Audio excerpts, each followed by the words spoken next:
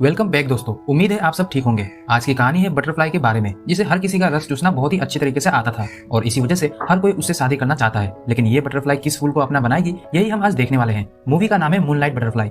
तो कहानी की शुरुआत में हमें एक नाइट क्लब में रीमा को दिखाया गया, जो उस क्लब की सबसे खूबसूरत वर्कर थी। इस वजह से उसके पास बहुत सारे अमीर क्लाइंट्स थे, जिनकी वजह से उसे पैसों की कभी कमी नहीं होती और ना ही उसे ओवरटाइम करना पड़ता। तो ऐसे ही एक क्लाइंट को खुश करने के बाद रीमा अपने दोस्त जीन से मिली, जो अपने इंडियन क्लाइंट्स के ना आने से दुखी थी। जो भी हो, इस बातचीत के बाद रीमा नाइट आउट के लिए निकल गई। तो रास्ते में उसे उसके भाई डोनी का कॉल आया। तब हमें पता चलता है कि रीमा की माँ की तबीयत खराब है, क्योंकि उनकी मेडिसिन खत्म हो गई थी। साथ ही में डोनी को रीमा से उसके ट्यूशन फी के लिए कुछ पैसे भी चाहिए थे। तो रीमा ने उसे समझाया कि वो कल घर आएगी और सारी परेशानी खत्म कर देगी। अब एक्स्ट्रा पैसों के लिए रीमा मूनलाइट में खड़ी हुई, ताकि कोई अमीर आदमी उसे रात में अपने घर ले जाए। तो एक दो बंदों को रिजेक्ट करने के बाद रीमा को जॉर्ज मिला। जॉर्ज अमीर होने के साथ साथ काफी गुड लुकिंग भी था, इसलिए रीमा उसके साथ चली गई। रास्ते में दोनों के बीच नॉर्मल इंट्रोडक्शन हुआ। फिर घर आते ही जॉर्ज ने रीमा की अनबॉक्सिंग करते हुए उसे अपना लॉलीपॉप दे दिया। जिसके बाद रीमा ने जॉर्ज के घोड़े की जो सवारी की है, उससे तो जॉर्ज रीमा का दीवाना बन चुका था। इसलिए सुबह में रेड वाइन की चुस्की लेते हुए जॉर्ज ने उसे खूब सारे पैसे भी दिए, जिसे लेकर रीमा अपने घर आ गई और अपनी माँ को इलाज के पैसे देने के साथ साथ डोनी की ट्यूशन फीस भी दे दी। अब रात भर खुदाई करने के बाद रीमा काफी थक गई थी, इसलिए वो आराम करने गई। लेकिन तभी उससे मिलने उसकी बेस्ट फ्रेंड काइली आ गई। काइली को भी कुछ पैसे चाहिए थे, इसलिए रीमा ने उसे भी कुछ पैसे उधार में दे दिए। वही शाम में रीमा को उसके बॉयफ्रेंड रॉय का कॉल आया, जो उसे मिलने के लिए हॉस्टल में बुला रहा था। वैसे मैं बता दूं कि रॉय अभी पुलिस एकेडमी में भर्ती होने की तैयारी कर रहा है और उसकी पढ़ाई का खर्चा भी रीमा ही दे रही थी। इधर रीमा रॉय के हॉस्टल में आकर उसके घोड़े की सवारी करती है।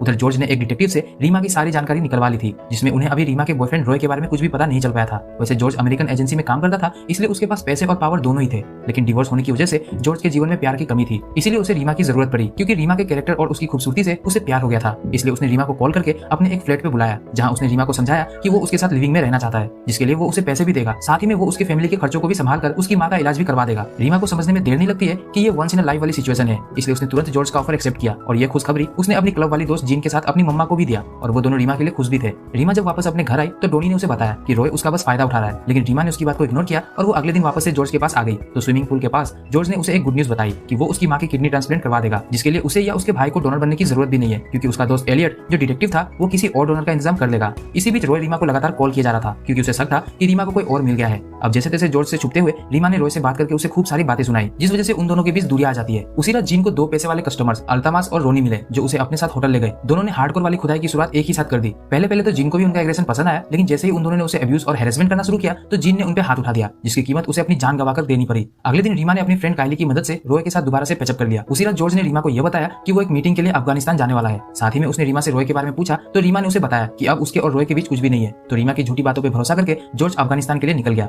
रीमा अपनी मम्मा को लेकर हॉस्पिटल आई, जहाँ डोनर से उसकी किडनी मैच हो गई, लेकिन उनके पास $50,000 पैसे नहीं थे कि वो डोनर को दे सके। इसलिए रीमा को जल्दी से अपने काम पर लौटना पड़ा ताकि वो पैसों का इंतजाम कर सके। इसी बीच उसने जॉर्ज के डिटेक्टिव एलियट को भी पकड़ लिया, जिससे उसे पता चला कि अमेरिकन एजेंसी भी जॉर्ज से कांटेक्ट नहीं कर पा रही है और हाईली चांसेस थे कि जॉर्ज मर चुका है। पर एलियट का मानना था कि अगर नक्सलियों ने किसी भी अमेरिकन को मारा होता तो उनके लिए एक जीत की तरह होती और इस कामयाबी को वो पूरी दुनिया के सामने जरूर रखते। पर उनके तरफ से ऐसा कुछ भी देखने को नहीं मिला। तो जॉर्ज 100% जिंदा है, लेकिन रीमा जॉर्ज के सहारे नहीं बैठ सकती। इसलिए वो एलियट को समझाती है कि बेटा पीछा करना बंद करो, नहीं तो जहाँ से निकले हो वहीं वापस घुसा दिए जाओगे। एलियट को धमकाने के बाद रीमा रॉय से मिली और उससे माफी मांगा, लेकिन रॉय ने उसे ये बोलकर ब्रेकअप कर लिया कि उसके जॉब की वजह से उन दोनों के बीच में हमेशा आर्ग्यूमेंट होगा, इसलिए उन्हें अलग हो जाना चाहिए। इतना सब होने के बाद रीमा ने खुद को जैसे तैसे संभाला और वापस अपने काम पर जाने लगी, जहाँ उसे रात में एक अरब देश का प्रिंस हबीब मिला, जो कि रीमा की खूबसूरती देखकर रुक गया। और जब उसने रीमा को अपने बारे में बताया तो रीमा खुशी खुशी उसके साथ निकल ली, क्योंकि उसे पैसों की जरूरत भी थी। वैसे हबीब भी हार्डकोर वाला बंदा था, इसलिए उसने जाते ही रीमा की लगाम अपने हाथों में ले ली। जिसके बाद हबीब ने रीमा को अपने ऊंट पे बैठाकर वेलकम टू दुबई करवाया। अब रीमा की झील में हबीब के ऊंट को इतना पानी मिल गया था कि उसने भी खुदाई के बाद रीमा के सामने एक डील रखी कि वो उसे बहुत सारे पैसे देगा, वो उसे अरब की क्वीन बनाएगा, लेकिन उसकी बस एक ही शर्त है कि उसे उसका पानी सिर्फ उसके ऊंट को ही पिलाना होगा, कोई और दूसरा मर्द उसे हाथ तक नहीं लगाएगा। ये मौका जिंदगी ने रीमा को दूसरी बार दिया था, जिसे उसने दोनों हाथों से कबूल कर लिया। अभी जो कुछ भी रीमा की लाइफ में चल रहा था उसने सारी बातें डिनर पे काइली को बताया। इसी बीच काइली को वोमिटिंग हुई तो उसने इस वोमिटिंग का रीजन फूड पॉइजनिंग बताया। यही उन्होंने रॉय की भी बात की कि ब्रेकअप के बाद रीमा ने रॉय से भी कोई कांटेक्ट नहीं रखा। कुछ दिनों बाद न्यू ईयर था तो रीमा न्यू ईयर के दिन रॉय से मिलने गई, तो उसे हॉस्टल की वार्डन से पता चला कि रॉय तो काइली के साथ उसके शहर में शिफ्ट हो गया है और वार्डन काइली को ही रॉय की गर्लफ्रेंड बता रही थी, क्योंकि वो अक्सर रॉय से मिलने उसके घर आती थी। अब रीमा को समझने में देर नहीं लगता कि काइली और रॉय दोनों उसे चीट कर रहे थे। साथ ही में उसने यह भी गेस कर लिया था कि काइली प्रेग्नेंट है, इस वजह से उसे पिछली रात वोमिटिंग हो रही थी।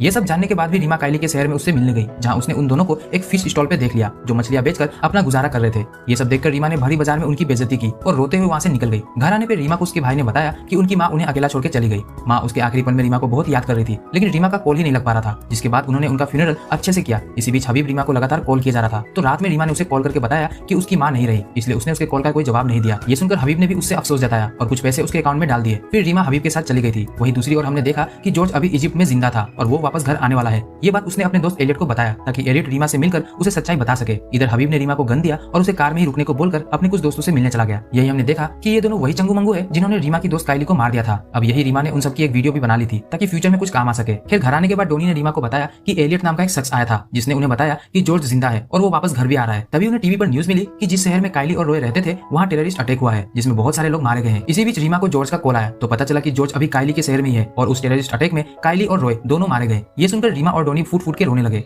अब उसी रात जॉर्ज वापस घर आया और रीमा से मिला। जॉर्ज को पाने के बाद रीमा दोबारा से खुश थी। इतना सारा दुख होने के बाद भी जब जॉर्ज शावर ले रहा था तो रीमा उसके कपड़े वगैरह वार्डरोब में रख रही थी। जिस बीच उसे एक फाइल में हबीब की फोटो मिली तो जॉर्ज ने उसे बताया कि हबीब अलकायदा का प्रिंस है और उसी ने अपने कुछ साथियों के साथ मिलकर टेररिस्ट अटैक करवाया जिसमें काइली और रॉय मारे गए। ये जानने के बाद रीमा ने हबीब से रिलेटेड सारी बातें जॉर्ज को बताई और जॉर्ज भी रीमा की मजबूरी समझ चुका था, लेकिन अभी उससे इंपॉर्टेंट हबीब को पकड़ना था। इसलिए एलियट के साथ मिलकर उन्होंने रीमा को बेसिक ट्रेनिंग देना शुरू किया, जैसे कि एक्सप्लोजिव को कैसे डिफ्यूज किया जाता है, गन कैसे चलाते हैं, यही सब कुछ। इन्हीं सब के बीच में रीमा ने हबीब के साथ काम कर रहे लोगों की फोटो दिखाई, जिस वजह से हबीब को ट्रैक करना जॉर्ज के लिए काफी आसान हो गया था। इसी ट्रेनिंग के बीच एक रात खुदाई करने के बाद जब जॉर्ज और रीमा सोए हुए थे तो रीमा को हबीब का कॉल आया जिसमें उसने रीमा को अकेले में मिलने को बुलाया क्योंकि डोनी उसके कब्जे में था। इसलिए रीमा बिना जॉर्ज को बताए ही वहाँ से निकल गई। अब रीमा के आते ही हबीब ने उसे गालियां देते हुए मारना शुरू कर दिया, ये बताते हुए कि वो उससे प्यार करता था। इसलिए उसने जानबूझकर काइली और रॉय को बम ब्लास्ट में उड़ा दिया क्योंकि उन दोनों ने उसे धोखा दिया था, लेकिन फिर भी वो उसे धोखा दे रही थी। उधर दूसरी ओर जॉर्ज जागने के बाद एलियट और अपनी टीम के साथ रीमा को ट्रैक करने में लग चुका था। इधर रीमा ने जैसे तैसे हबीब को ओवरकम करके उसे घायल कर दिया था और डोनी के साथ वहाँ से लिफ्ट की ओर भागने लगी। पर जाने से पहले उसने देखा कि हबीब ने उनके एयरपोर्ट पे बम ब्लास्ट करने का प्लान बनाया है। ये सब देखकर वो लिफ्ट की ओर भागे ही थे कि तभी वहाँ हबीब के लोग आ गए जिन्होंने रीमा को पकड़ लिया, पर डोनी वहाँ से भाग गया था। अब उन्होंने रीमा को बांधकर एक रूम में लॉक किया और अपने प्लान पे काम करने लगे। वही रूम में रीमा ने खोजबीन करके उनके एक एक्सप्लोसिव को ढूंढ निकाला था। वही रीमा ने हबीब और उसके गैंग वालों की बातें सुनी